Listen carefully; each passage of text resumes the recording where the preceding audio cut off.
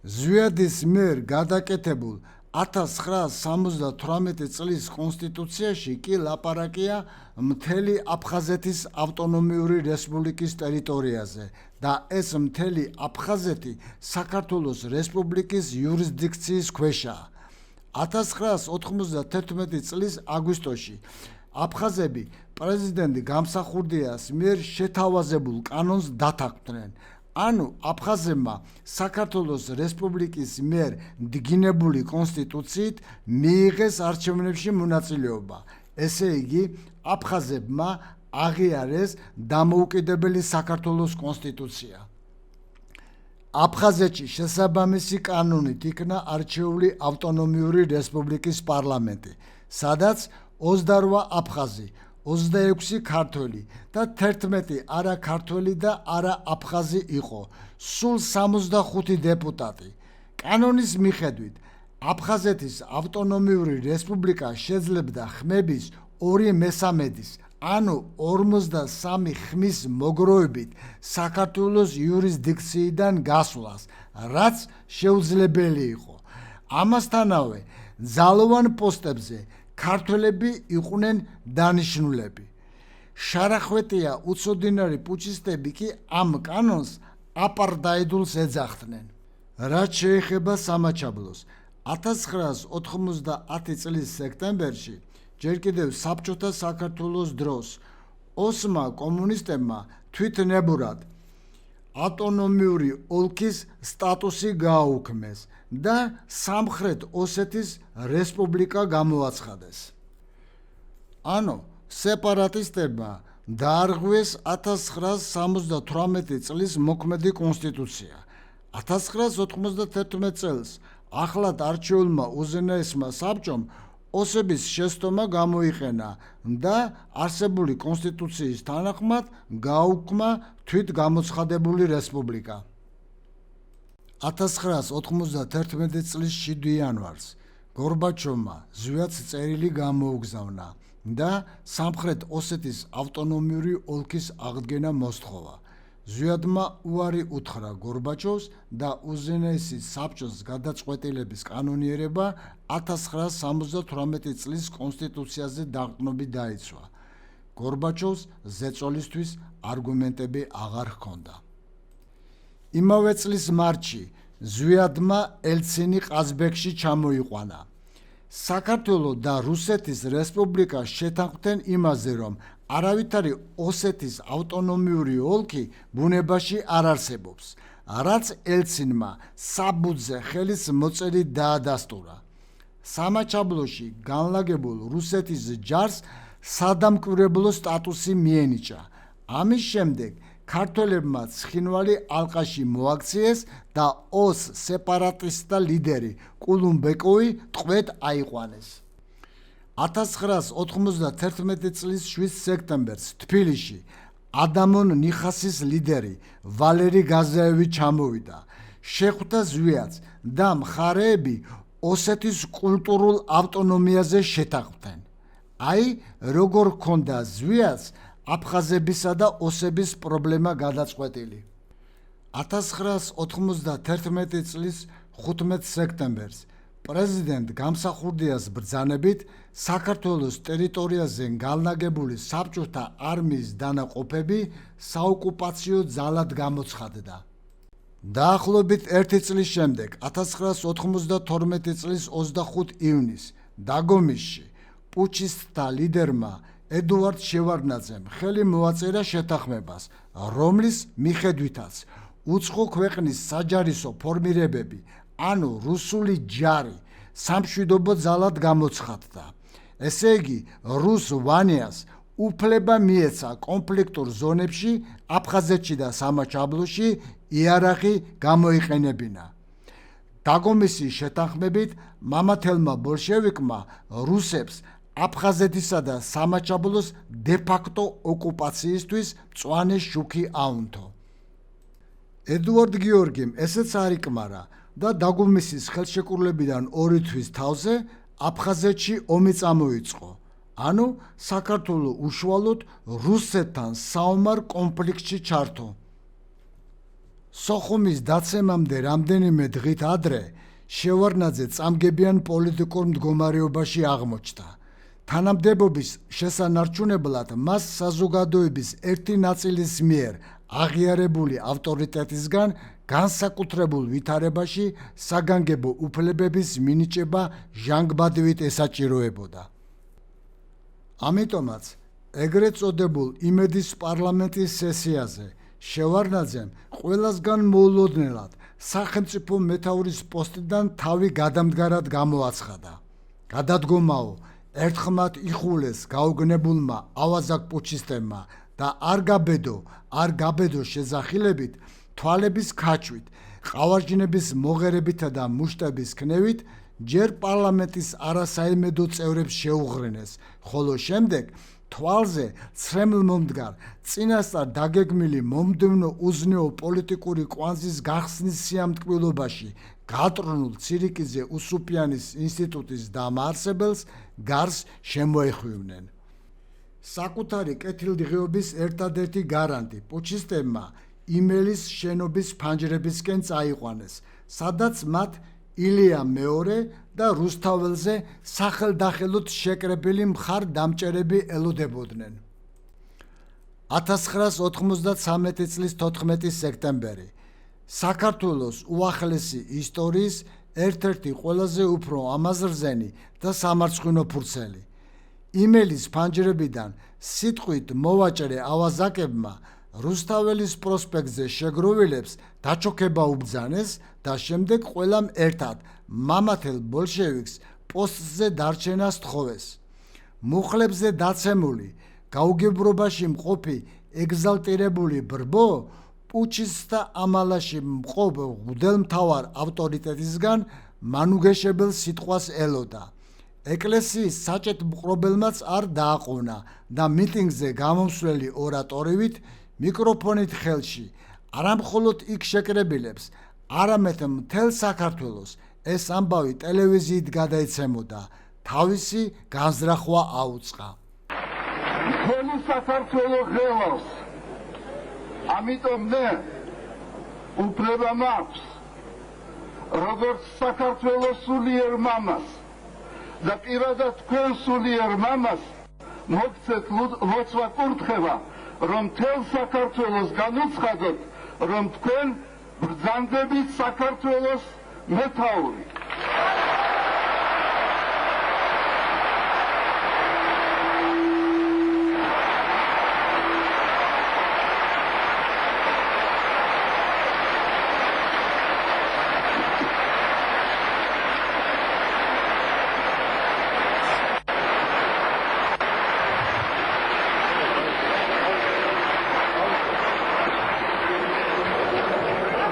მადლობა, კარგად იღავით ხმა ღვთისა და ხმა ერისა.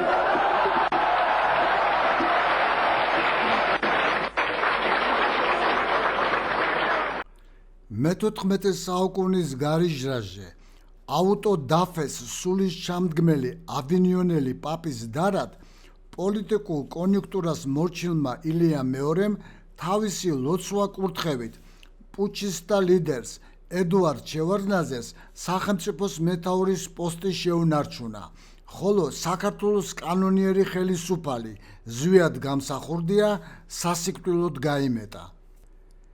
ქრისტეს სიყვარულობანას თამაში გართულ ღვთისმსახურთა და პროფანული აზროვნების მქონე ქართველთა ცნობიერებაში ღრმად შეჭრილმა ტყუილის მეუფემ ყოველგვარ უგუნურებასა და უკეთურობას ხელფეხი გაუხსნა. უგუნურებამ და უკეთურობამ შესტომის დაშვების შესაძლებლობა წარმოქმნა და როდესაც შესტომამ დიდ მასშტაბებს მიაღწია, დაიღვარა სრულიად უდანაშაულო დიდ ბუნებოვანი ადამიანის სისხლი.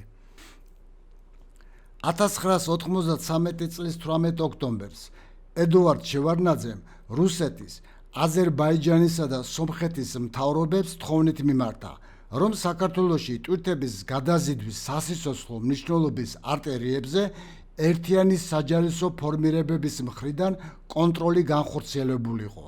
რასაკვირველია, ეს იყო შევარდნაძეს მორიგი პოლიტიკური ხრიკი, მას მეზობლების სამხედრო ძალის საშუალებით თავის სკამის შენარჩუნება სურდა.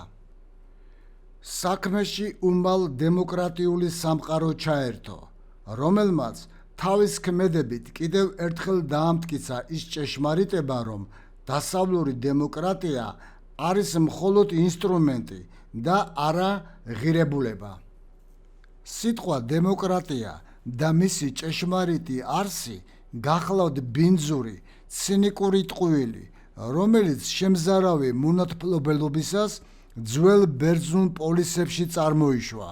სწორედ ერთ-ერთ ასეთ პოლისში დემოკრატიულმა უმრავლესობამ სოკრატეს სიკვდილის განაჩენი გამოუტანა. სიტყვა დემოკრატია სინამდვილეს ილუზიად ანაცვლებს. ადამიანებს ჯერათ, რომ ყოველი მათგანი დემოკრატიის დახმარებით საკუთარი ნების გამოხატვის საშუალებას მიიღებს და ვერ ამჩნევენ იმას, რომ დემოკრატია მოწყობილია ისეთნაირად, რომ მართვის საჭესთან მხოლოდ ადამიანების ვიწრო წრე დგას, ხოლო დანარჩენები კი ამ ვიწრო წრის ნებას ემორჩილებიან. გაგახსენებთ, რა ძირითადი მოთხოვნა ჰქონდათ საკუთარი კეთილდღეობისათვის თავგადაკულ პუჩისტ ავაზაკებს. ისინი ყელის ჩახლეჩამდე ყვიროდნენ, ჯერ დემოკრატია და შემდეგ დამოუკიდებლობაო. ეს თავდაჯერებული ნარცისები ვითომ და ერკვეოდნენ დემოკრატიის არში. არადა მინდა მოგახსენოთ, რომ რა დოზითაც ორ ფეხზე მდგომი გაპოტული ქათამი შეიძლება წარმოვიდგინოთ ადამიანად, სწორედ იმავე დოზით დემოკრატიის მოთფრიალი პუჩისტები ერკვეოდნენ დემოკრატიაში. მათ უბრალოდ ეგონათ, რომ ფეხების ბაკუნითა და დემოკრატიის ძახილით სალაფავთან მისასვლელი გზა გაეხსნებოდათ. მაშ ასე, დასავლეთის დემოკრატიამ საქართველოში ვითარების მოგვარება შვედეთის საგარეო საქმეთა მინისტრს და იმავდროულად ევროპის უშიშროებისა და თანამშრომლობის ორგანიზაციის საგარეო საქმეთა მინისტრების საბჭოს თავმჯდომარეს მარგარეტ აპ უგლას დაავალა. ეს მაღალი რანგის ფოსტალიონი 1993 წლის 20-დან 27 ოქტომბრამდე ჯერ რუსეთის საგარეო საქმეთა მინისტრს ანდრეი კოზირევს, შემდეგ სომხეთისა და აზერბაიჯანის მთავრობების უმაღლეს ხელისუფლებების წარმომადგენლებს შეხვდა. ბაქოსა და ერევანში ამ ქალბატონს შევარდნაძეც თან ახლდა. აზერბაიჯანელებმა და სომხებმა საქართველოში სამხედრო ძალის გამოგზავნაზე უარი თქვეს. ამის შემდეგ მარგარეტ აპ უგლასი ისევ მოსკოვში ჩავიდა და რუსეთის ხელისუფლებისგან შევარდნაძის ხუნტის გადარჩენა კატეგორიულად მოითხოვა. დემოკრატიული ზეწოლის შემდეგ დასავლეთელ პატრონს ბოლომდე ჩაბარებულმა და არყით გაბრუებულმა ელცინმა ფოთში შესვლის ბრძანება გასცა. დასავლეთმა საქართველოს წინააღმდეგ თავის ბინძური მიზნების განსახორციელებლად კიდევ ერთხელ გამოიყენა რუსული დათვი. 1993 წლის 4 ნოემბერს 15 გემი, საავიაციო დანაყოფები, 2500 საზღვაო ქვეითი ჯარისკაცი, საშტურმო ბატალიონი, ტანკების ასეული და 1300 არტილერისტი 30 დღის 24 საათიანი განუწყვეტელი ბრძოლისთვის საჭირო რაოდენობის ტყვია წამლით მომარაგებულები ფოთში შევიდნენ. ფოთის პორტში შევარდნაძე და ხუნტის თავკაცები ადმირალ ბალტინს პიონერებივით სწორ ხაზზე გამწკრივებულები დახვდნენ. რუსულმა სამხედრო ძალამ თურქეთის საზღვრიდან ადლერამდე დაბლოკა საზღვაო აკვატორია, დაიკეტა საქართველოს საჰაერო სივრცე. ერთ კვირაში ბალტინის ჯარმა სამეგრელოს ყველა ქალაქში და სოფელში ხუნტის ბანდ ფორმირებები შეიყვანა. საქმის ვითარებით გახარებული შევარდნაძე მზად იყო რუსეთისთვის ფოთი დაეთმო, იხილეთ ედუარდ ბალტინის მოგონებები.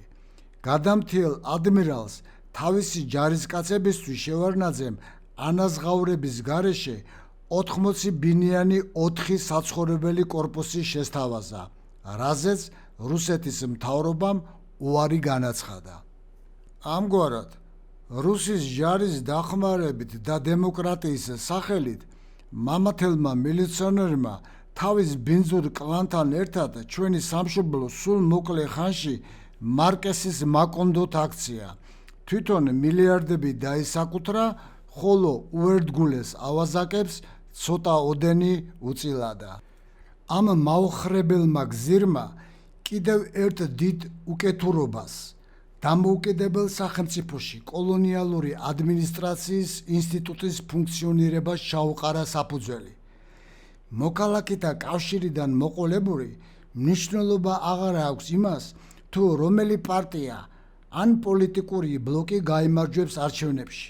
ყოველი ახალი ხელისუფლება ავტომატურად კოლონიალური ადმინისტრაციის ფუნქციების შემსრულებელი ხდება. მათ შორის განსხვავება არის მხოლოდ იმაში, თუ ვინ უფრო მეც მოიპარავს ბიუჯეტიდან და პატრონების წინაშე ვინ უფრო ენერგიულად იხოხიალებს მუცელზე. 1993 წლის დეკემბრის მიწურულს რუსული სპეცსამსახურების დახმარებით ქართველმა ავაზაკებმა საქართველოს პრეზიდენტი მოკლეს. მკვლელობამდე ზვიად გამსახურდიამ ზუგდიდში მყოფი უზენაესი საბჭოს დეპუტატები და მთავრობის წევრები სახლებში გააბრუნა. საკუთარი ბედისწერის სცენაზე გამანადგურებელ მარტოობაში დარჩენილმა დევნილმა პრეზიდენტმა სამეგრელოს ტყეებში თითქმის 1 თვე იმარტვილა.